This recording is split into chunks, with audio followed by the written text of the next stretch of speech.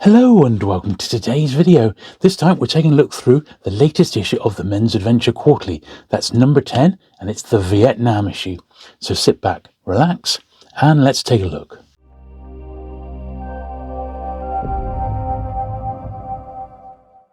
Okay then, so first of all, once again, it's got that sterling design by Bill Cunningham here, a Pulp 2.0, and edited once again by Bill and Robert Dice.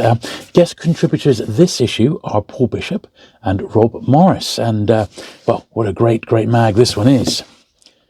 Here we are in army colours, as it were.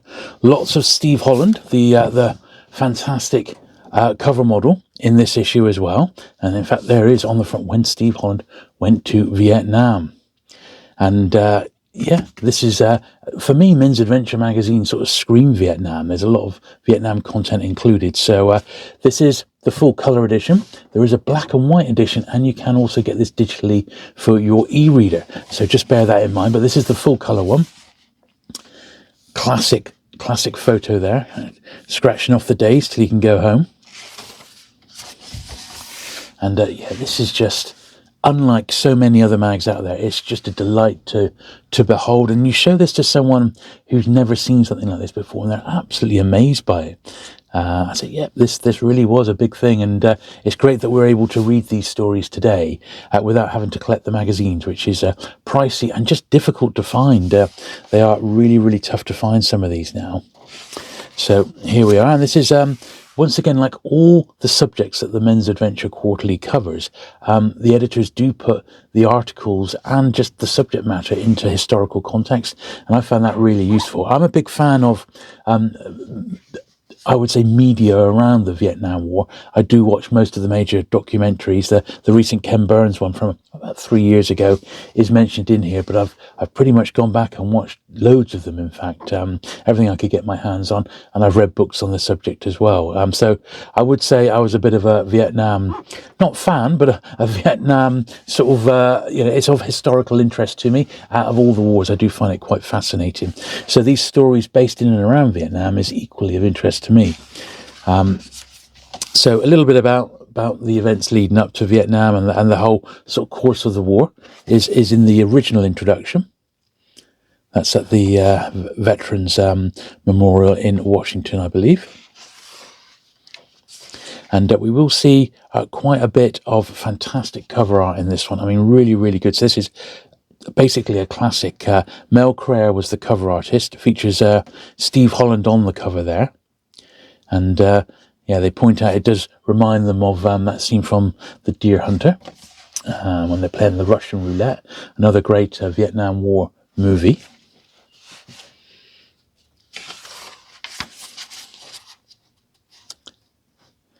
And this is a story by Jack Ryan, who wrote an awful lot of Men's Adventure stories. I wonder if Tom Clancy got the name Jack Ryan based on him. You can imagine Tom Clancy would have been just the right age to be reading quite a lot of Men's Adventure, I would imagine.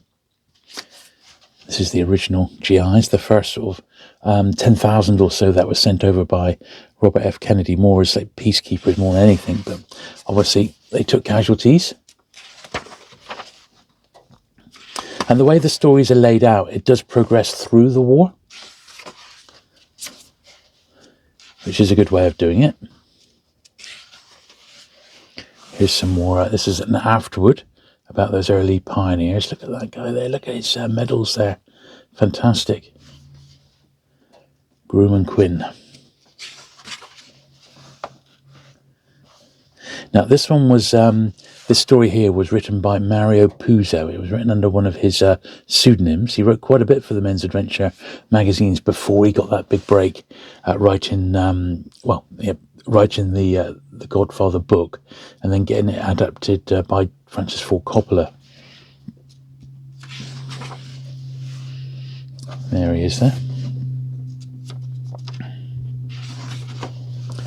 And yeah, Mario Cleary. That was Mario Puzo's Men's Adventure magazine pseudonym. We got some good stuff here. Of course, not all the Men's Adventure, a lot of the Men's Adventure magazine Vietnam stories were based on fact, and some of them were actual non-fiction.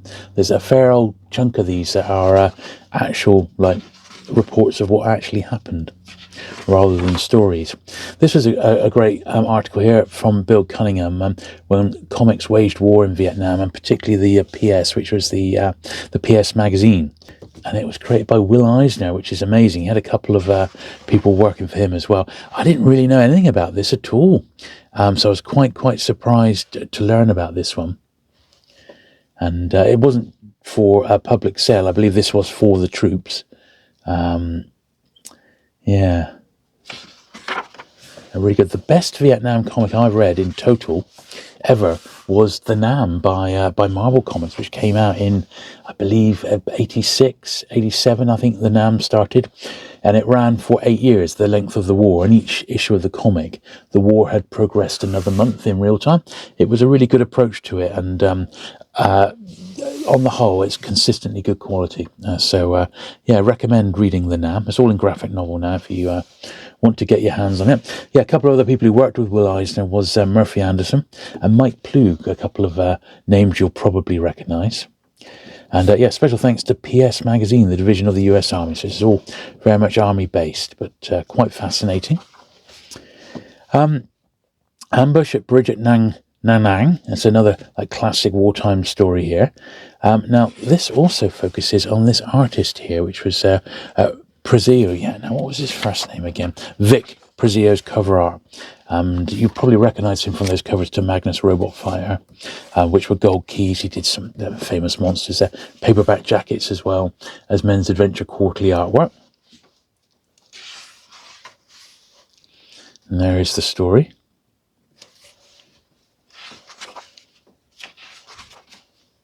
And they note that they would often put photo, even if it was an actual made-up story, they would often place photos which make it look as if it was like the story was actually for real. It actually did happen. Now, this is an interesting piece. Now, I'm quite a fan of Barry Sadler, but only through his Casca books, which I absolutely love. He did 21 of those. I have actually got, but I've never read any of his Vietnam War fiction, and he did at least 5 books. I think I've got 3 or 4, which are set in and around Vietnam, drawing on his own experiences, aside from the Casca series of books. But this looks at his early career. So he was an early Green Beret, got injured, and in hospital, that's when he came up with the famous Ballad of the Green Beret, which is, became a #1 single. I mean, hard to believe, but it really did. It was still famous to this day. That's the book I am actually going to get. I don't have a copy of this. I'm the lucky one. And it's Barry Sadler's early life. And there, of course, is the first Casca book. And as I said, there's 21 of those. I have done a dedicated video on my channel on the original series. There we are.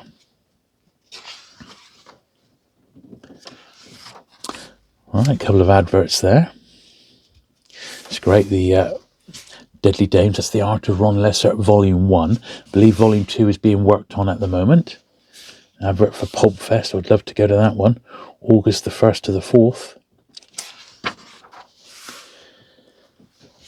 Okay, so this is Rob Morris to write a combined introduction to the next story by Glenn Infield, and it's one by Robert F. Dorr. Robert F. Dorr wrote loads of men's adventure stories, quite a few wartime ones, and once again they're predominantly fact-based rather than fiction or sensationalist. We've got the battling lepers of Vietnam.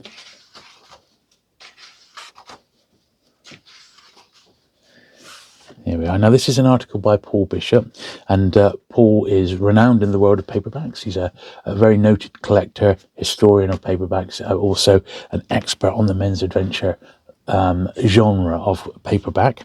And here he brings a really comprehensive piece on books that are set in and around, or men's adventure series set in and around Vietnam, of which there are many. Notice the Tim O'Brien there. He himself is a great Vietnam author and vet. So there's little breakout sections on the different series that you might be interested in.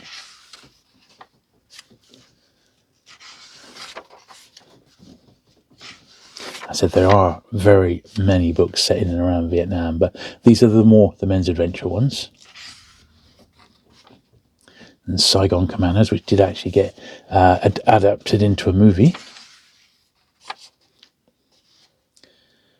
Okay, so this is part of the continuation of Rob Morris's introduction.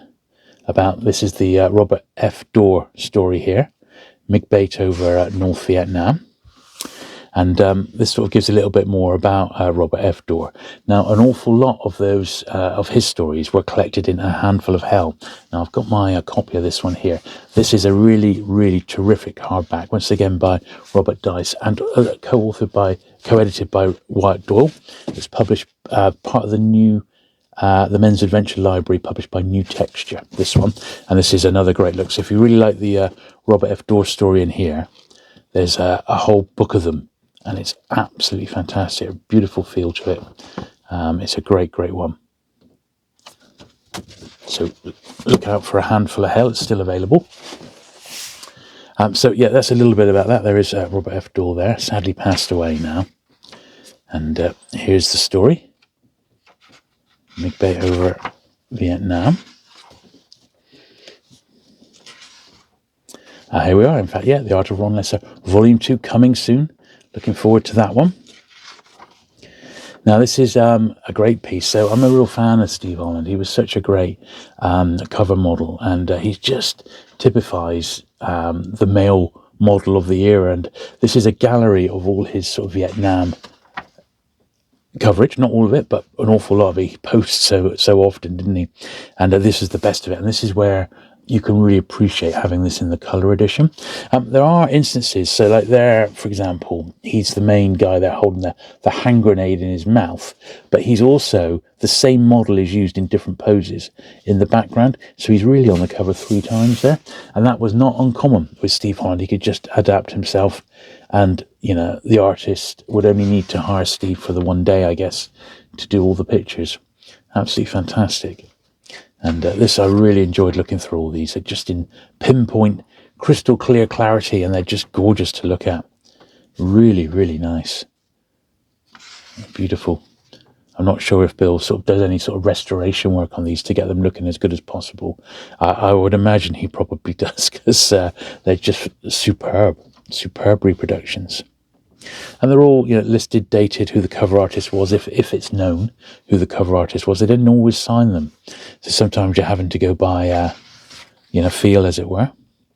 Women in Peril on Nam era covers. This is Women in Peril. Quite a few there by Norm Eastman.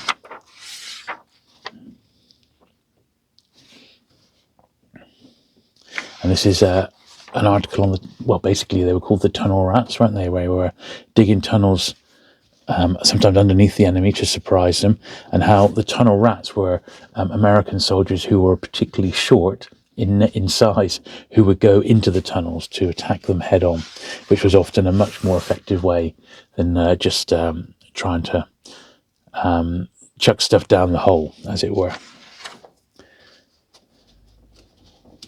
Mel Clare doing the artwork there. Blue Book. Some classic Mort Kunstler artwork here. Ambush the Horror at Khe Sanh. It's a big issue, this one. I think it's about 150, 160 pages. Looking at some of the casualties.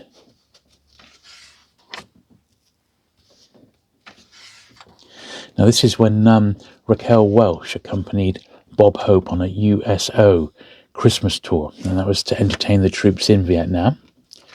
And Raquel Welch was a huge star. She'd already been in like Fantastic Voyage and 1 Million BC, Fathom and Bedazzled. That were her 4 main films. And that's almost like an iconic image from 1967, I believe that one was. And there she was, dancing on stage. There she is with Bob Hope, in actual fact. But yeah, she was very much the pin-up girl of her day. Died literally this year. Actually, February last year. February 15th, 2023. 82 she was. But a pin-up in her day. And now, this one's coming towards the end of the war now, and you've got the anti-war protests, the people not who refuse to fight. And then how returning Vietnam veterans were not very well treated by the American government. It was a bit more of an embarrassment more than anything else. And they went through a lot of hardship, unfortunately, returning GIs. And then we're on to the next subject, which for issue 11 is going to be on UFOs. So I think that'll be quite an interesting one, something a million miles away from Vietnam. So that I'm sure will be cool. And there we are. So once again, you could say another fantastic issue of the Men's Adventure Quarterly. And this is available from all the usual outlets. You can get it from Amazon worldwide, but also from the publishers themselves. And I'll put links to those in the description down below. So thanks very much for watching today. If you'd like to go back and check the previous issues of the Men's Adventure Quarterly, I've got them all into a playlist now along with the Men's Adventure books, so you can see the whole lot and see what tickles your fancy. Thanks very much for watching today. If you've enjoyed it, do please give it the thumbs up. Do please hit the subscribe button if you've not already for regular vintage Men's Adventure action, and I'll look forward to seeing you again very soon. Bye.